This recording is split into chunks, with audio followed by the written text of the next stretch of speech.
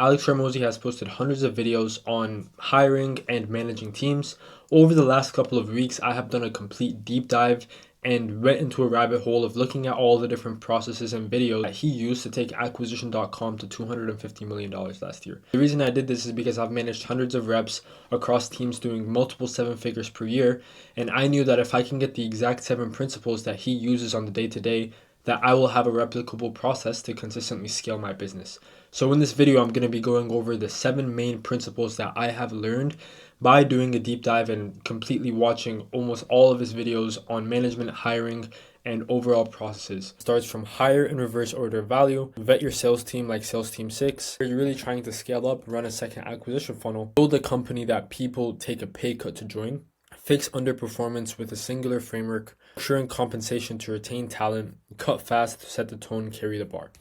Alex has a core rule where it starts from replacing the skill that costs the least amount of money and is the most time consuming for you personally. So whatever that is for you, it really depends. Typically starts from admin and support. These are repetitive tasks that you should have a CSM or you should have some kind of person in there doing it for you. Then it goes into systemizing fulfillment, somebody that can go and do the fulfillment for you. And then it comes into sales. Now, this is very dependent on if you're good at sales or if you are bad at sales. If you're bad at sales, then this should be the third thing that you outsource. But sales is also a direct revenue generating activity. And if you find yourself the main salesperson that is closing the most amount of deals and you're earlier on in your business, then it doesn't make sense to replace. Then personal assistant, fractional bookkeeper, and then tech and IT. Now, moving into the second part of the process, it goes into vetting your sales team, like sales team 6. So it's mainly just looking at all of the character traits that you really need to trust someone. I'll tell you what I learned from how SEAL Team 6 picks from the Navy SEALs to make SEAL Team 6 and how I use that same structure to pick who I wanted to work in my company. So in SEAL Team 6, they said it's baseline. It's ticket of entry that you give your life for another guy on the team. But to get to SEAL Team 6, you have to have even stronger and deeper character. And what they look at is, would I be able to trust my wife with this person if I left for months at a time? They would be absolute men of honor. To the same degree, could I trust this person with a big pile of money, far more than they had? I could give it to them and I could say, hey, I'll be back sometime, and come back 1 month, 1 year, 10 years later, and it would still be there. As we're looking at new candidates, we're asking not only do I think this person has good character, but we test that character under different situations to see what's inside, if it would come out. And that's how we see this is the type of person that I want to work at my company and represent me. So the principle of what he's saying is understand what you want from the people that are in your company. You first need to understand what your core values are. So from there, it's about understanding what you really find important as far as your values. And then from there, whenever you have somebody in within your hiring process, one of the things that he does is testing that core value. So one thing for me, I really value coachability in my people. I don't really care that much about skill. So whenever I'm on an interview, for example, what I'll do is I'll take them through an interview process. I'll have them role play. I'll tell them it was completely horrible. Doesn't matter if it sounded amazing. The reason I do that is because I know that if I tell someone that it's horrible and they ask me, okay, what can I change? I give them feedback and they implement it, then they're very coachable and they will be able to make it in the company.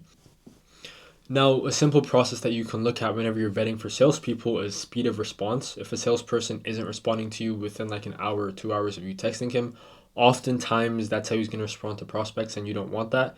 Intelligence, right? You don't want somebody that isn't the smartest on your team that's a salesperson because they're a direct representative of your company. You want somebody that's an ambivert, somebody that knows when to talk but knows when to listen, and then somebody that's really coachable, which is kind of what I just said. So those are the core principles that Alex looks for whenever he's hiring either a salesperson or somebody that's in the front lines of representing his offer. Cool. Now let's get into lever 3. Comes down to running hiring like a second acquisition funnel. Now, this is something that I really had to get down as we're scaling with salespeople. I noticed that the half-life of them and the LTV of my salespeople were anywhere from like 3 to 6 months. Now I'll get into how you can increase that towards later as well and how Alex goes into that. But one of the biggest principles that Alex Hormozi follows is running hiring like a second acquisition funnel. So there is the typical acquisition funnel for like whenever you're trying to get customers: lead gen, lead nurture, sales, fulfill, ascend, retain, upsells, etc. Now his core principle is having hiring in the same way that you do lead gen. So it comes from having a source of getting applications easily, whether that's paid ads, whether that's from recruiters, whether that's from word of mouth, whether that's from your network.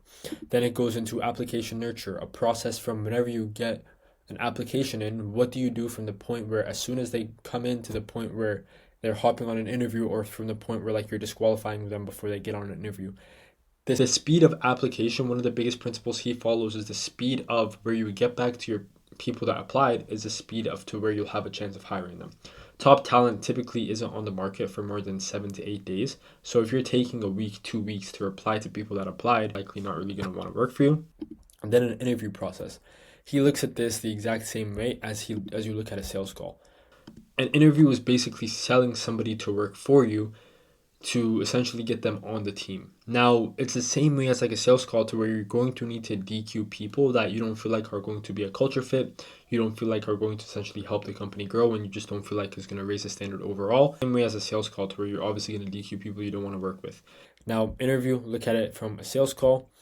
Now, training and giving the skill set, this is why people are essentially going to stay with you, essentially giving them what they need, fulfilling the offer, fulfilling the training, fulfilling the skill set, fulfilling paying them money. That's essentially what's going to keep them. And then retaining them and moving them up comes down to having a consistent like retention framework, understanding what they want, why they want it, helping them like achieve what they want over time. And then from there, understanding what their skill sets are and if it's going to benefit them to move up higher in the company, and then giving them a clear path towards getting there. So it comes down to, again, looking at hiring the same way you look at lead gen, and looking at interviews the same way you look at the sales process. If you don't have speed to lead, you're burning cash. If you don't have speed to application, you're burning talent. Now, layer 4 is laying out a clear trajectory to earlier on to keep on top talent. This is not talked about early enough. I have personally lost talent because of this. I have personally left teams because of this, because I didn't feel like I had the trajectory to achieve what I want, and my people didn't as well. So I've made that mistake before. It comes down to helping people grow. Whenever people don't feel like they're growing, that's whenever they're going to churn. That's when they're going to look for other opportunities, regardless of if they're making money. The best companies like Facebook, Google, Apple, they all identify their star players early, and then they put them on a visible track to grow before they even ask for that. An example of how Hormozi did this for his outbound sales funnel was by having, so this is for a funnel where it was strictly reliant on cold calls and getting people in through a cold call funnel, which is, I would say, by far one of the hardest funnels to run. Cold call funnel, cold calling is not easy. I've done over 15,000 cold calls. I truly hated my life when I was doing them. But essentially it comes down to laying out a career path for every single person when they're going through. So he would have this so dialed in to where he understood that every 6 to 8 weeks is whenever a salesperson loses steam because they feel like they're not growing. So it's the same thing as to running an outbound cold call funnel. Is one of the hardest funnels to run because nobody wants to cold call. With the skill set of cold calling, you can go just like you do other kinds of sales and make more money. So the only way to really retain these kinds of people is to give them a clear path towards hitting their goals. Now, the way that he started his entry position was a junior BDR, which is essentially somebody that's just ripping pure outbound dials, and they're getting paid around 40K a year. Then move up to associate BDR, then a senior BDR. So essentially, there's not really that much of a pay difference. It's like anywhere from like 40 to 45K as a BDR. So there's not really pay difference, but there's the feeling of growth. Then moving into junior SDR, which is anywhere, they're making anywhere from like 55K to 65K a year, from a junior SDR, associate SDR, senior SDR. So every 6 to 8 weeks, they get a promotion if they're hitting KPIs and they're consistently doing the things to move the needle forward. There's not really that much of a pay difference. It's just a feeling of progression. And then once they're at senior SDR, they have the ability to be promoted towards being a closer, which as a closer, their salary was anywhere from like 120K to 220K per year. One of the ways that he framed it is, what career path can you go from not having any experience, not having any skills, actually getting paid $40,000 per year in order to go and have a trajectory to make 200K a year within 9 to 12 months? What career path can you do that? And he was always reframing his BDRs, or his managers were always reframing his BDRs, reframing the SDRs into the long-term goal, which was making 200K a year as a closer. This is what reduced churn, kept his reps for 9, 12, 2 years, and kept his reps as more so long-term salespeople, which is almost impossible to do because reps are always getting new opportunities and new things thrown at them. Lever 5 is, once you have talent, it's more so about fixing underperformance before it even comes up. So this comes down to setting the expectation whenever someone comes in. So I recently did consulting for an offer, doing like 150 to 170K a month. And I ended up giving them a couple sales reps, ended up seeing how they would perform. And the biggest margin of error is the expectations were not set up They didn't document exactly what they wanted from the people that were coming in, and they didn't document when they wanted the deadlines to come in. Now, it might seem simple to you. This is what you need to get done, and this is why you need to do it. But whenever a salesperson comes in that has zero experience, that is just trying to make some cash, trying to get to 50K a year, trying to get to 60K a year, they often don't really care about doing their EODs. They don't know why it's important. For them, it's just make 5K a month. So this is a clear model that Alex follows in order to have his people do what he wants whenever he wants it done, and then giving them a clear framework as to what's going to happen if they don't do it. So let's actually look at this in play. There's two different routes you can go. There's the route of, hey, John, you're not doing what I told you to do. If this happens again where you don't do your EODs, you're fired. Right? So then there's that route. And then there's, hey, John, it's not like you to like not do your EODs. What's maybe going on? Is it more so like you didn't know that you needed to do your EODs? Is it that you didn't know like where and how you should find your EODs and where you should get the data from? Or is it more so that you don't really see the point? Like you're not really motivated to do your EODs. So then it comes down to, you've given them a bunch of different options. You understand what the problem is, what you need to fix, and then you fix it for them. And then typically it's fine from there, which I've tested this model multiple times and it works. But then if it happens again, the rule of thumb from Hormozi is state the facts, what they did wrong. We had a meeting last week about doing your admin. This is why you need to do it. You're not doing it, which is going to lead to the business not getting to where we need to go. Standard that we have, doing your EODs every single night before the next morning meeting. Give a recommended course of action, set an alarm every single night to do your EODs, and then if it happens again, tell them they get a warning, and then if it happens one more time, let them go. The standard that you set for your team, if they know that they can keep on getting away with it, then they're going to let it happen. This moves into a story that Alex told in one of his videos that goes deeper into this. It comes down to a story about whenever Alex wasn't even in business, he was more so working as, I think he was working at a smoothie shop. And essentially what happened is he had this boss that was going and training him across multiple locations to make sure he was doing everything that was asked from him. He was telling him to stock shelves whenever customers were leaving, mop the floors whenever nobody was in there, keep the store clean, etc., etc. And essentially what happened is on the first day, whenever Alex went and worked without the boss being there, the manager of the store told him while he was going and like mopping the floor and stocking the shelves, he called him out. He was like, why are you doing all that? And the manager told him whenever he was going and stocking the shelves and mopping the floors, like the boss told him, Alex, like, why are you going and cleaning the floors? Why are you mopping the shelves, etc.? Why are you going and mopping the floor? Why are you stocking the shelves? And then he said, I thought this was what we were supposed to do. The boss told me to do it. And essentially what the manager told him is, you don't really have to do that. Like, we don't do that. Like, nobody really cares about doing that. And what happened to Alex from that point and all the other employees is they just didn't do that. And then the boss walks in and always is like, why is this place so dirty? I tell you guys to do all these things, but never really takes action on like letting people go or setting the standard. So essentially what that happens is if you let your people slide and you let the standard slip and you let stuff always go, then that's just going to spread within everybody else and it becomes a plague where everybody lets their standards drop, everybody lets things fall, everybody lets things slide. And then from there, there's not really a standard, which is going to affect the team culture, which is always going to keep your offer or whatever. If you have the best marketing in the world, it doesn't matter. It's going to keep it below par. So rule of thumb is if you see something happening, address it, give a warning, and then don't be hesitant to let go of the lower performers and the people lowering the standard. Lever 6 comes down to building a company that people take a pay cut to join.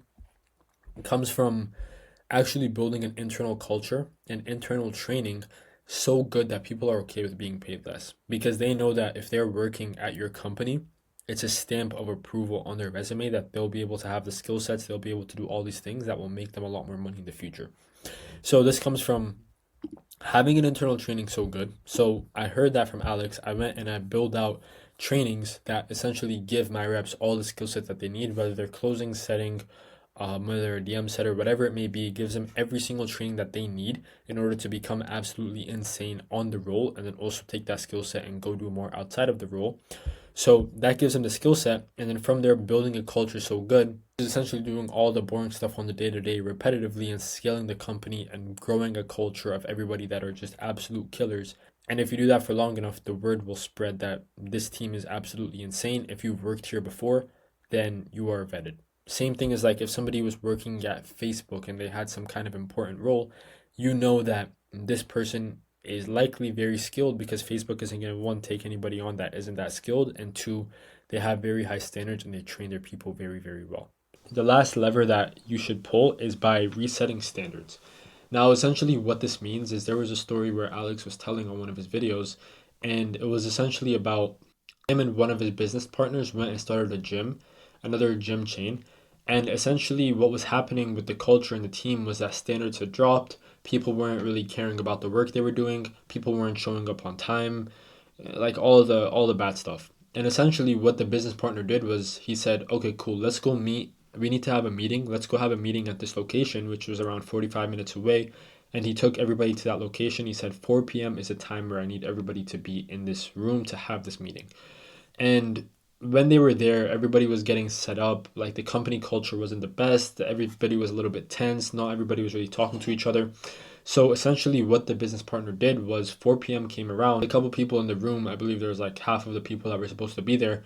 And around like 4 or 1 p.m., he told his assistant, go lock the front door. And whenever he went and locked the front door, there were obviously more people coming that were like 2 minutes late, 3 minutes late, that were banging on the door asking to be let in. And what he did is he went out, he told his assistant to go out and tell all of them that they're fired. And essentially, what happened after that is he set the absolute bar up here, saying, if we say that we're going to be on time, we say we're going to be on time, this is an example of what you should not be doing. And he proved what the repercussions are going to be if you don't listen to the standard and you don't listen to what bar is set. Obviously, there are different management styles, but if your team is truly at the point to where your bar is not where you want it to be, and there is one person pulling the bar down, or there are people that aren't taking as many things seriously, you may need to ask yourself, do you have that kind of manager that I was talking about that is pulling the bar down, telling the employees to not do something? Or do you have specific people that are a group that aren't really caring about the standard and are showing up late and aren't doing the work to the highest level of capability? Because if you have those people, that's going to spread and it's going to affect all of the A players. And then from there, your whole company is going to just fall. The lesson I took from that was don't let the lower performers slide. If you need to reset your team, you need to reset your team. Don't be afraid to fire people. Don't be afraid to prove a point. That's what's going to get you to the next level. Now, with all kinds of things, there isn't always good, there's bad, right? So, like, in order to run a portfolio that does $250 million a year, like Alex, the team is incredibly intense and has incredibly high standards. These high standards lead to people leaving bad reviews online, saying the workspace has too much pressure, saying that, Alex and the team doesn't really care for their employees, and it isn't really the best environment to work in. Now, what most people fail to understand is oftentimes the people leaving and putting these bad reviews online are the people that need to be let go and the people that are a bad fit for the company culture. If you are going to have a team that is trying to get to $250 million a year, or a team that has hit $250 million a year, the whole team needs to be A players. And the B players will never understand that them not putting all of the effort in is what's going to hurt the company culture and allow it and stop it from hitting the goals that the company has. And then they're going to go and they're going to leave bad reviews. They're going to say the worst stuff about you. They're going to say that it isn't a good place to work at. But you have to ask yourself, is this B player going to help my company grow, or is he going to hold back the rest of the team? Do you secretly have that C player on your team that's telling everybody around you, you don't need to do this. This is what you can get away with. You can do less. You can do less. It doesn't matter if you go over the line. Or is your whole team genuinely pushing and A players and doing everything they can? So ask yourself that, and if you can identify wherever your B players are, just let go of them. B or C players that aren't ramping up, they don't really care about pushing more. That's not somebody you should have on your team. You should go ahead and let go of that person so that you and your team can achieve more and hold everybody to the absolute highest standard that you want to set. The main takeaways that I had from this is hiring in reverse order of value, vetting for character before skill, never lower the bar because one person wants to lower the bar, let go of the plague before it plagues the rest of the team, and treat your team like you're playing sports, not a family. I didn't just study these videos. I've actually ran multiple sales teams on a real floor, and these are lessons that I have had to learn in the real world with real people, having to fire real people, having to have hard conversations, having to go through the ups, having to go through the downs of running teams doing multiple hundreds of thousands per month. And I've seen what works, I've seen what hasn't, and everything that I've said in this video has been validated and does work in real time.